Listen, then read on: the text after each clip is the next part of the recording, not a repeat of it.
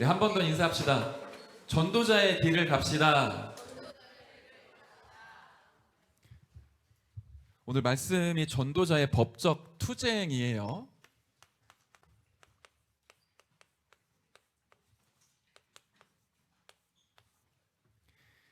랩런트들에게 제일 멋있는 사람이 누구예요?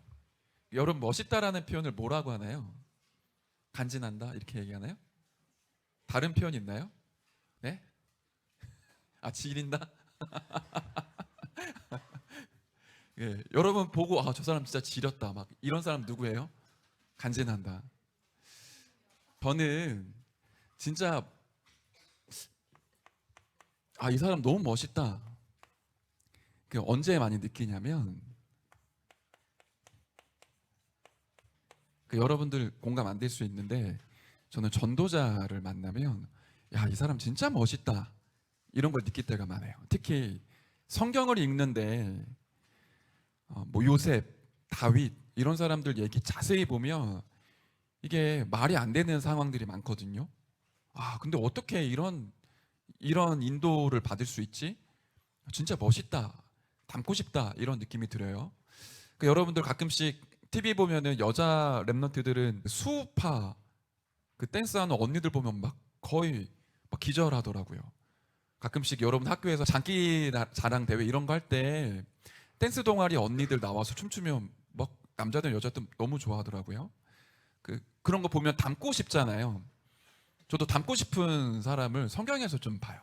전도자를 볼 때. 그리고 진짜 멋있다면 그 사람이 걸어가는 길을 우리가 따라가잖아요. 이번 주에는 여러분이 이 부분을 한번 묵상해 보시고 응답 받으시면 좋겠어요. 저는 여러분에게 이 사람 소개해 주고 싶어요. 바울이라는 사람의 이야기예요. 바울도 너무 멋있고 바울이라는 전도자를 인도하신 하나님은 더 멋있는 분이세요. 우리 지난주까지 두란노 운동이라는 말씀 봤었어요. 에베소라는 지역에서 전도자 바울이 전도를 하는데, 에베소라는 지역은 어떤 지역이냐면 그리스 신화, 제우스, 포세이돈, 아데미 이런 신전이 있던 도시가 에베소입니다. 그 에베소에 가서 전도자 바울이 복음을 증거했는데 약 3년을 전도 운동을 펼쳐요. 그 에베소 지역을 통해 아시아라는 지역 전체가 복음화가 이루어져요. 쉽게 말하면 서울을 집중적으로 복음 증거했는데 대한민국 전체가 복음화되는 역사랑 비슷해요. 그 정도로 큰 전도 운동을 바울이 맛본 거예요. 그리고 나서 바울이 뭐라고 고백했냐? 오늘 우리가 읽었던 성경 본문이에요. 내가 예루살렘에 갔다가 후에 로마도 보아야 하리라.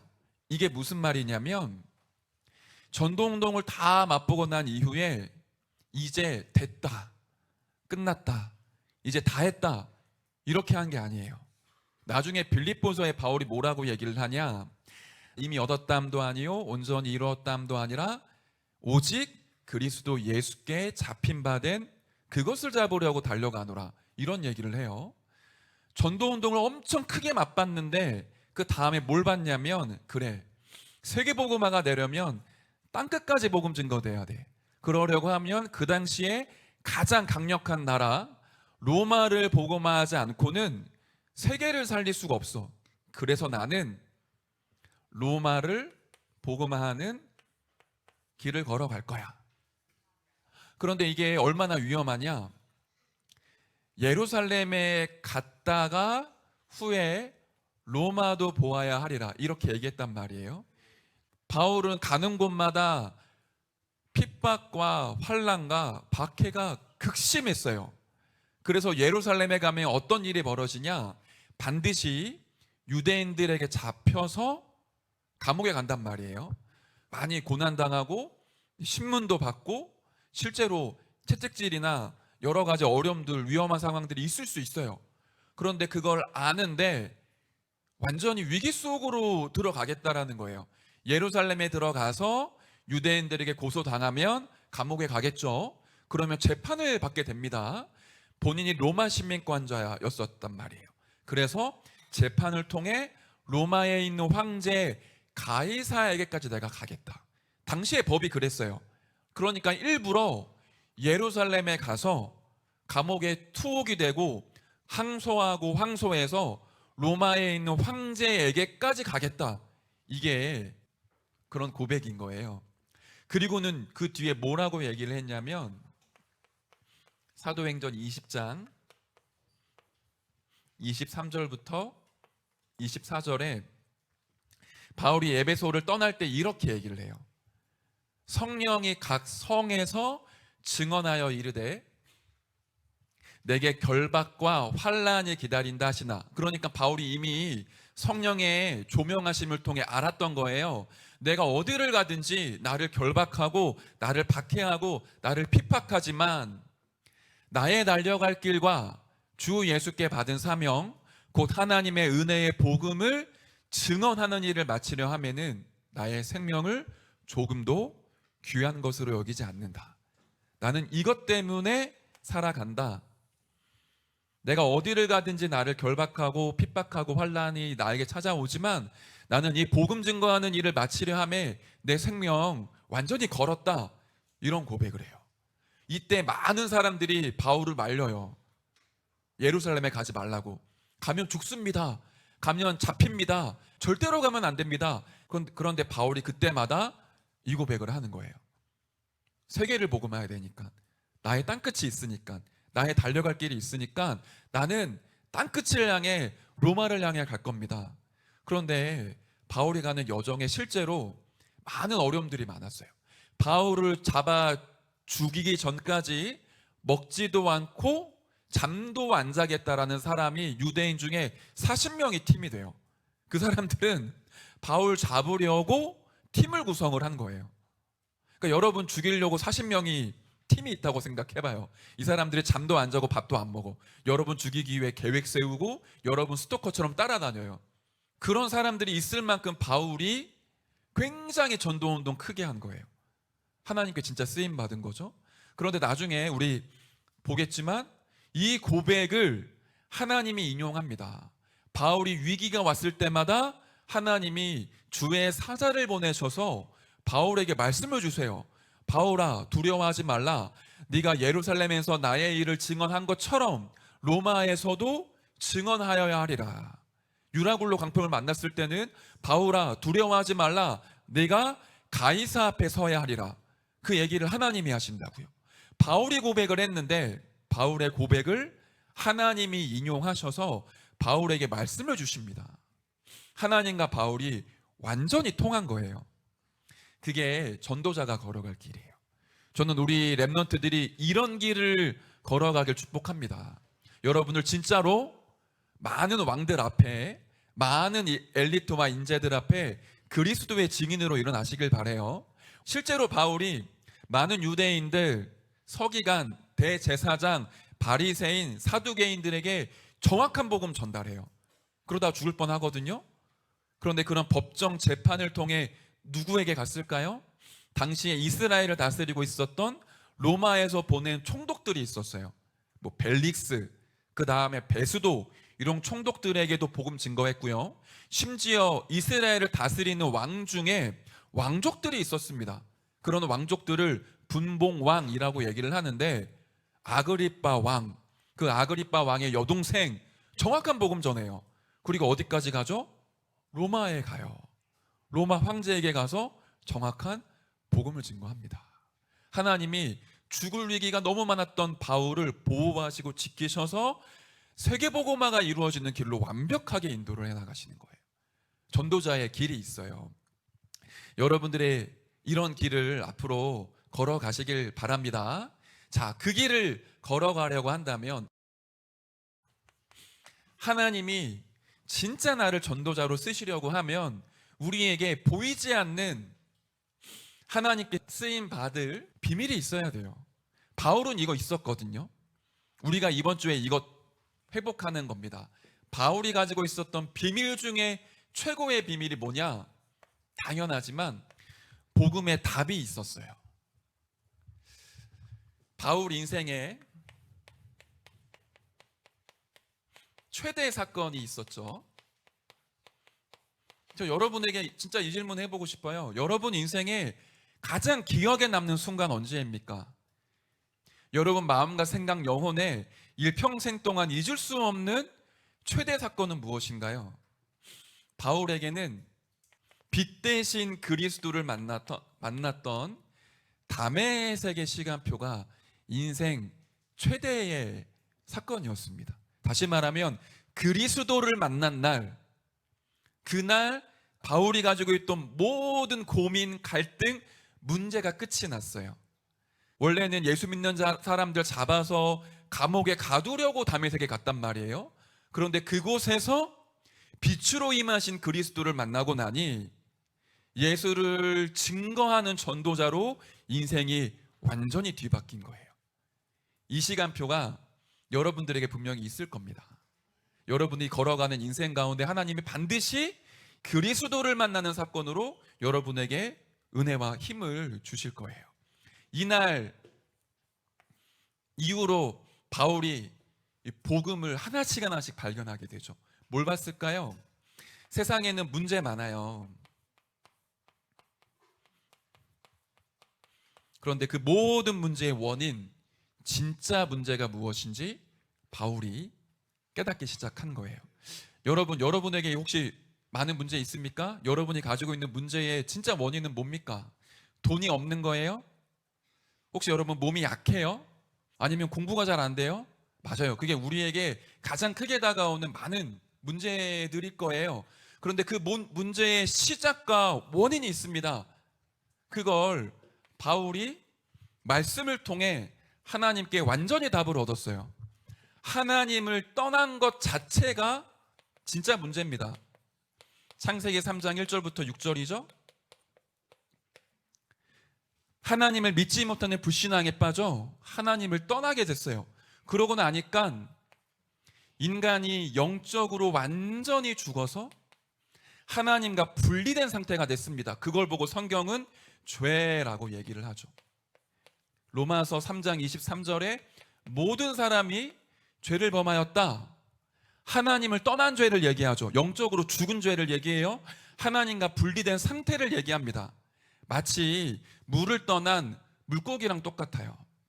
여러분들이 살아가는 동안에는 어떤 위치나 배경이나 환경에 따라 인생이 좌우된다고 생각하잖아요. 그래서 유행하는 단어가 나는 금수저, 너는 흙수저 이런 단어를 쓰잖아요. 흙수저로 태어나면 인생 사는 게 팍팍하고 힘들어. 아무리 노력을 해도 많은 돈을 벌 수가 없어. 이번 생은 망했어. 이런 얘기 하잖아요. 그거는 뭐랑 똑같냐면 그 바닷물 속에 범고래도 있고 상어도 참치도 있거든요. 그 맛있는 도미도 고등어도 있고 바닷속에는 많은 생물이 사는데 자기들끼리 우열을 가리죠. 그런데 물 떠나면 다 죽는 거예요. 그게 범고래가 됐든 상어가 됐든 물 떠나면 다 죽습니다.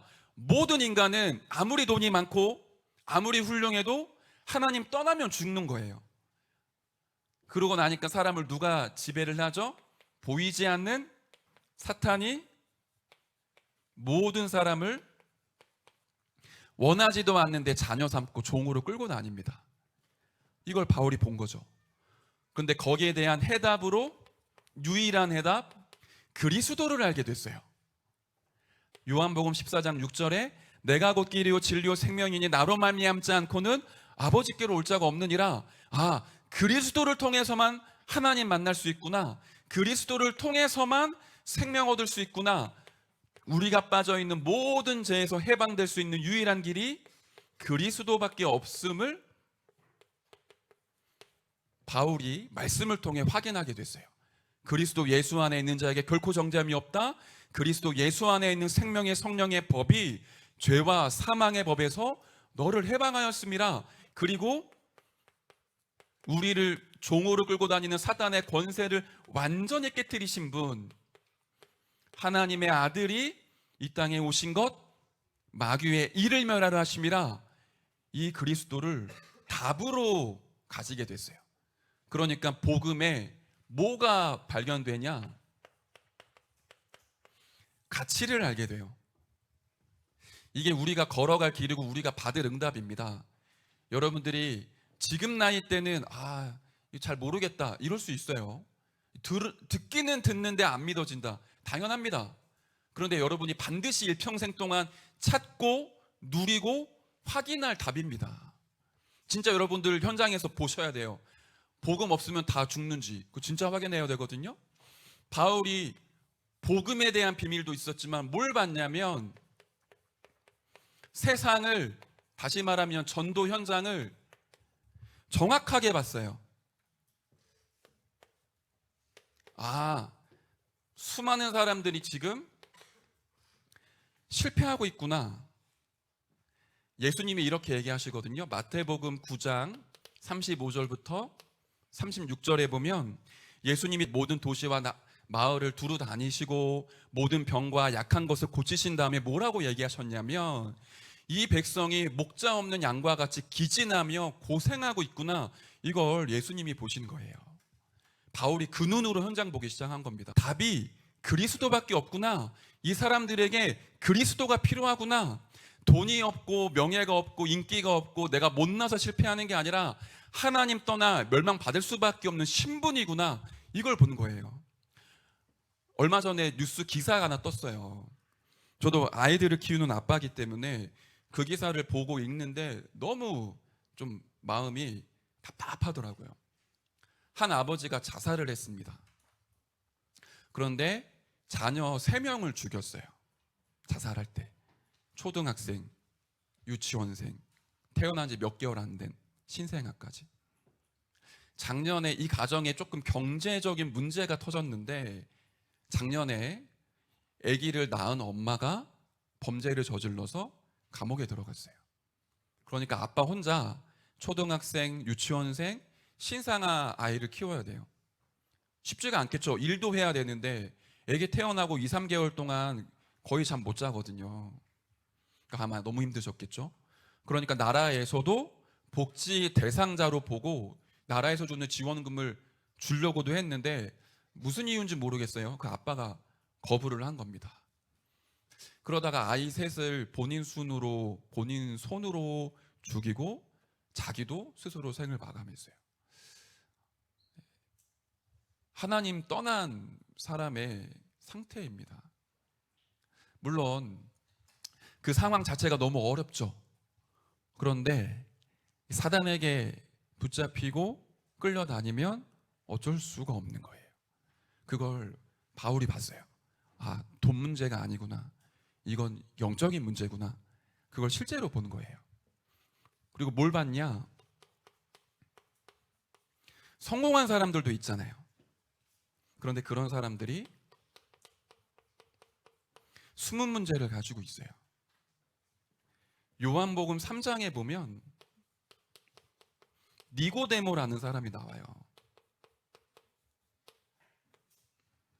이 사람은 유대인의 관료예요. 그러니까 지위가 되게 높고 쉽게 말하면 엘리트층 사람입니다. 근데 영적인 숨은 문제가 있는데 해결이 안 되니까 낮에는 예수님 찾아가면 사람들이 보잖아요. 그러니까 낮에는 안 가. 밤에 몰래 예수님을 찾아와서 예수님께 말씀 듣기를 간청합니다. 그 말은 뭐냐면 세상에 성공했다고 하는 인재와 엘리트들이 숨은 문제로 갈등하고 고민하고 힘들어하는 분들이 많아요. 제가 이게 녹화되니까 실명은 거론하지 못하겠고 우리나라에 굉장히 유명한 회장님 한 분이 몇 년 전에 하와이 별장에서 자살을 했습니다. 이 사람 인생 스토리를 잠깐 얘기해 줄까요? 이 사람 강남 출신이에요. 집안에 대단한 사람들이 많아요. 그러니까 태어날 때부터 금수저로 태어나신 분이에요. 당연히 서울대를 쉽게 들어갔어요. 서울대를 다니다가 카이스트 대학원을 갔어요. 엘리트 코스를 그대로 밟은 거예요. 카이스트를 졸업하기 전에 친구들과 창업을 합니다. 그리고는 게임 회사를 만들었는데 이 게임 회사가 세계적인 회사가 돼요. 엄청나게 돈을 많이 벌었어요. 30대 때 이미 가질 수 있는 모든 것들을 다 이룬 거예요. 40대 이제 회사를 다른 회사로 팔고 그 엄청난 수익을 가졌어요. 그러니까 평생 동안 이제 일 안 해도 돼요. 그 정도 되면 얼마나 좋습니까? 여러분 아무것도 안 하고 해외여행 다니고 맛있는 거 먹고 관광하고 얼마나 행복해요. 집안에 문제 없어요. 집안 배경 환경 너무 좋아요. 결혼 잘했습니다. 자녀들도 잘 성장했어요. 그런데 50대 중반에 본인의 하와이 별장에서 스스로 생을 마감해요. 세상적인 진단은 우울증이었죠. 그런데 우울증이 아니에요. 하나님 떠나면 내 안에 다른 것 아무리 채워도 채워지지 않는 갈증이 있죠. 그게 영적인 문제입니다. 바울이 그걸 본 거예요. 그걸 말씀을 통해 확인했어요. 아, 하나님 떠난 영적 문제구나. 이건 그리스도가 아니면 해결될 수 없구나. 그 현장을 본 거라고요. 그러고 나니까 모든 사람에게 복음이 필요하다라는 답이 났어요. 예수님이 뭐라고 세상을 진단했습니까? 마태복음 11장 28절에 보면 수고하고 무거운 짐진 자들아 다 내게로 오라 내가 너희를 쉬게 하리라. 그 말 무슨 말이죠? 예수님이 세상을 보실 때 수많은 사람들이 수고하고 무거운 인생의 짐을 가지고 가는데 그 짐을 내려놓을 수가 없어요. 그러니까 뭐라고 얘기하시죠? 그 짐 가지고 나한테 와. 내가 너희를 쉬게 해줄게. 나에게 참된 안식과 참된 쉼이 있어. 나에게로 오면 해방될 수 있어. 그 얘기를 하셨어요. 그걸 누가 본 거예요? 전도자들이 봤어요. 바울이 본 거예요. 그리스도만 유일한 답이다. 모든 사람에게는 그리스도가 필요하구나. 이걸 전도자들이 바울이 가슴속에 언약적인 한으로 새겨진 거예요. 저와 우리 선생님들과 랩넌트가 이 축복 누리게 될 줄 믿습니다. 여러분 세상 그냥 보면 대단해 보여요. 또 되게 무서워 보입니다. 다행히 지금 우리나라는 전쟁 안 터졌는데 인류 역사에 전쟁이 없었던 시간보다 전쟁이 터진 시간이 훨씬 많았어요. 세상은 크고 두렵습니다. 또는 부럽습니다. 그런데 복음의 눈으로 자세히 보면 모두 다 여기에 빠져 있어요. 모든 사람들에게 복음 필요해요.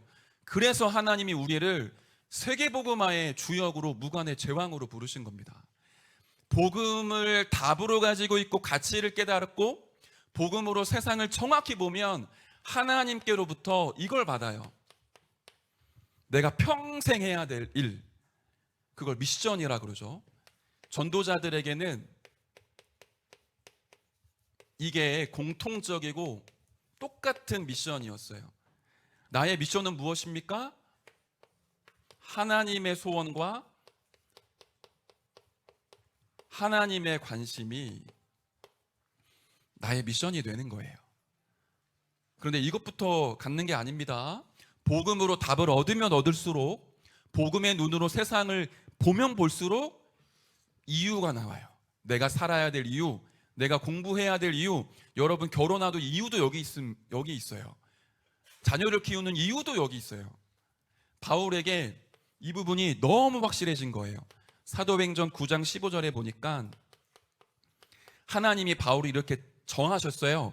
이방인 임금들 이스라엘의 후대들에게 복음 전하기 위해 택한 나의 그릇이다. 그 말은 뭐죠? 여러분 한 명 한 명을 두고 하나님이 바울에게 하신 것처럼 내 인생을 향한 절대 계획을 가지고 계세요. 우린 스스로를 좀 낮추어 보기도 하고 또 스스로를 굉장히 높게 보기도 하잖아요. 정확히 보면 나에 대한 인생 절대 계획이 있습니다. 하나님이 이미 이걸 준비하시고 우리를 부르신 거예요.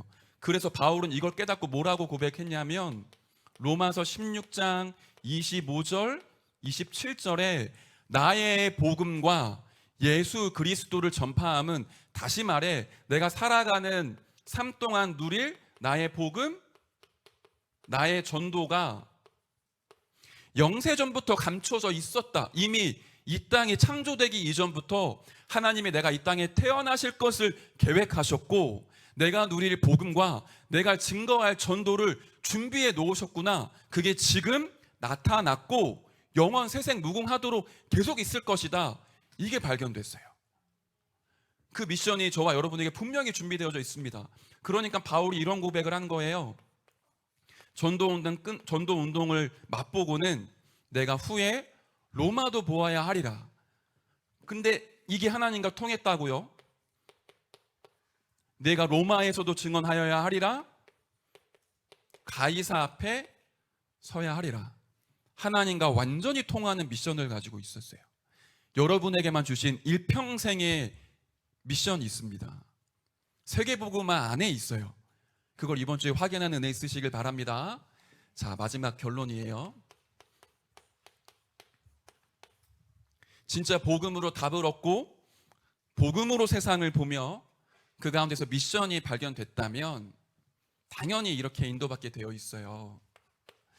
여러분이 일평생을 두고 찾아내시는 겁니다. 내가 반드시 해야 할 것이 무엇인가요? 여러분의 미래를 두고 지금부터 기도하세요. 하나님, 세계복음화 앞에 제가 어떻게 살아가야 됩니까? 제가 꼭 해야 되는 게 뭡니까? 그런데 그 뒤에 연결되는 중요한 어떤 배경이 있어요. 내가 꼭 해야 되는 부분은 하나님이 원하시는 것과 연결이 돼요. 그리고 현장에 필요한 것과 연결이 돼요. 일평생을 두고 찾아내야 되고요. 여러분이 이번 주에 어딜 가든지 이걸 기도해 보세요.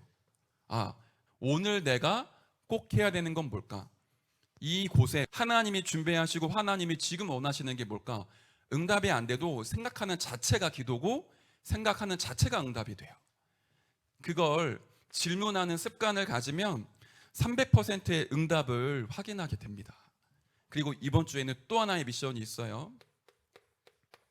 바울은 왕, 총독, 그리고 황제에게까지 복음 증거하는 전도 계획이 있었어요. 우리 주변에 있는 인재, 엘리트 어떻게 돕고 살릴 수 있을까요? 여러분 가까이 있는 인재 누구예요? 여러분 학교의 가장 엘리트 누구예요? 교장 선생님, 교감 선생님, 담임 선생님. 전도하기 쉽지 않겠죠? 그리고 여러분 교실에 가면 공부 제일 잘하는 친구 있죠? 우리 반 1등, 전교 1등. 이 친구들 어떻게 복음 전할 수 있을까요? 반대로 여러분 학교를 주름 잡고 있는 그 일진 있잖아요. 학교 짱. 여기 혹시 있나요? 모르겠네. 여러분 학교에 가장 크게 영향 끼치는 사람들에게 어떻게 복음 전할 것인가? 그거 하나님께 한번 질문해 보세요. 응답 없어도 괜찮아요. 왜 그러냐면 여러분들 나중에 반드시 세상을 움직일 왕들 앞에 서서 복음 증거하게 됩니다. 지금부터 기도로 습관 만드세요. 의사 누가라는 사람이 있었죠? 바울과 함께 전도운동했던 사람이에요. 근데 이 사람 직업이 의사였었어요. 이 사람이 전도를 많이 했냐? 그것보다 이 전도를 했어요. 로마의 관리인 데오빌로에게 복음 증거합니다. 그것도 편지로 복음 증거했어요. 그게 우리가 읽는 사도행전 그리고 누가복음 2권이거든요. 그 2권을 하나님의 말씀으로 심부름을 했고 편지를 썼는데 그게 수많은 예수 믿는 사람들에게 전달이 돼요. 당시에 세계복음화하는데 굉장히 중요한 증인 문서가 돼요. 그게 지금까지 우리에게 흘러들어와서 말씀으로 성취가 돼요. 그냥 누가는 편지를 썼는데 하나님은 그 편지를 성경이 되게 하신 거예요.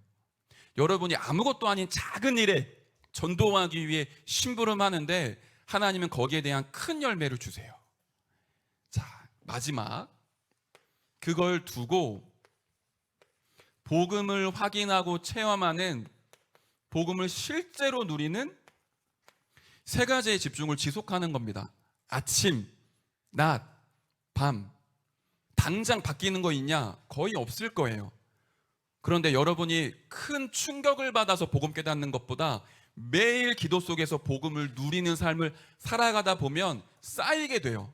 그렇게 쌓여서 누려지는 복음은 잘 무너지지 않습니다. 티가 잘 나지 않지만 어느 날 돌아보면 내 인생에 거대한 산이 돼요.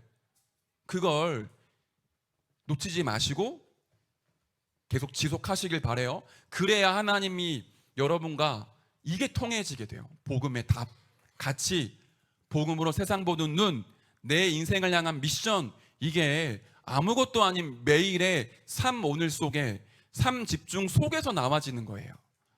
이 축복 이번 주에도 회복하고 누리시길 바랍니다. 이번 주에 여러분 붙잡을 언약은 전도자의 길입니다. 전도자는 마땅히 복음으로 답을 얻고 복음으로 세상을 보며 복음의 미션을 갖게 됩니다. 그 말씀 성취의 축복 이번 한 주간 누리시길 바랍니다. 하나님 감사를 드립니다. 바울이 걸어갔던 전도자의 길을 우리 모든 중등부 랩런트들이 걸어가도록 성령으로 역사에 주옵소서. 살아계신 예수 그리스도의 이름으로 기도드리옵나이다. 아멘.